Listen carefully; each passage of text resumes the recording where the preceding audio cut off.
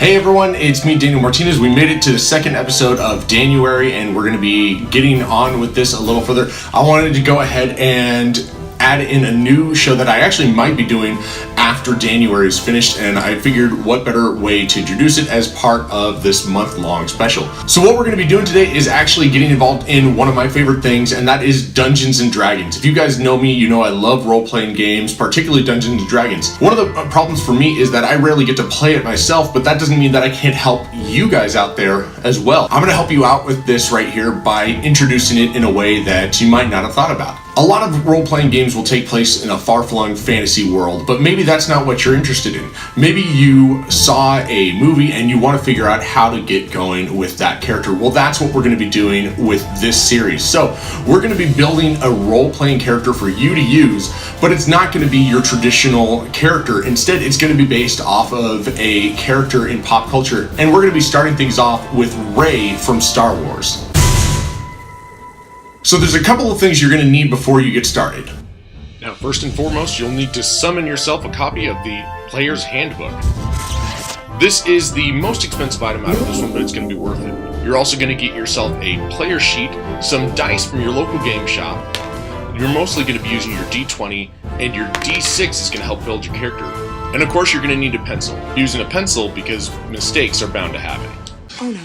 So now that we have all of that set away, let's go ahead and get started with creating Rey. Now the first thing you need to do when creating a character is determine what race that character is going to be, and we're talking about elves, dwarves, goblins, whatever have you. Well, we're going to go simply with this one, and we're going to set Rey up as a human. So on your character sheet, go ahead and just add human to the top of the page, and you'll be able to get all of the details going from there. Now in Dungeons and Dragons, when you're building a human character, there's some trade-offs right here. Now you're not playing as a traditional high fantasy character like an elf and a dwarf. In exchange for that, you're going to be getting a bonus to every one of your ability scores. We'll talk about that in just a second. As a human character, you can already read, write, and speak Common, or in this case, Galactic Basic.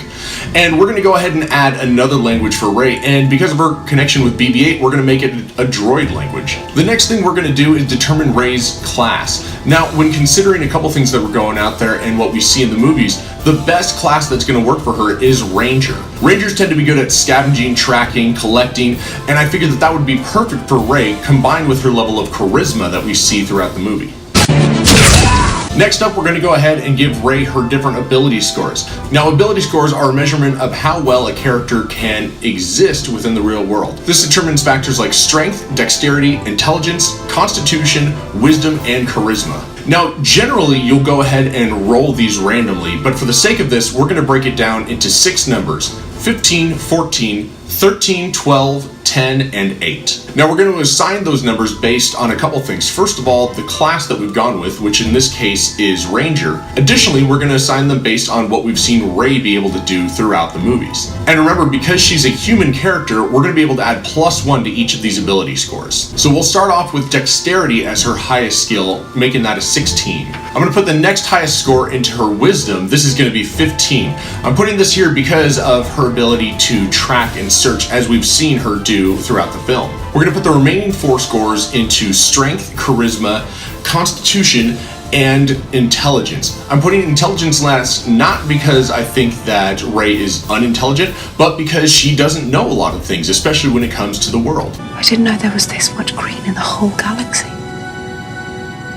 Now that you've established ability scores, you can create ability modifiers. An ability modifier affects what happens when you roll when you try to complete a task within the game. Let's say you're trying to lift something heavy. You'd make a strength check by rolling your D20 and adding your ability modifier. If it's a negative number, you would of course take that away. To determine your ability modifier, subtract 10 from the score and then divide that by 2, rounding down. For 11 and 10, you're going to have a 0. And anything under a 10 is generally going to be a negative number. In this case, the 9 that she has on intelligence will give Rey a -1 to intelligence rolls. Now that we have these out of the way, we can work on Rey's class features, particularly her HP and her skills. Your HP is determined by 2 things: the class that you've chosen and your Constitution modifier. In this case, we're going to start with 10 for the Ranger, but we're not going to add anything because her Constitution modifier is 0. Now, as you level up, your HP is going to increase throughout the game, so don't worry about having too low of an HP when you start out. We're also going to make Rey proficient in 3 skills from a list that is available to Rangers.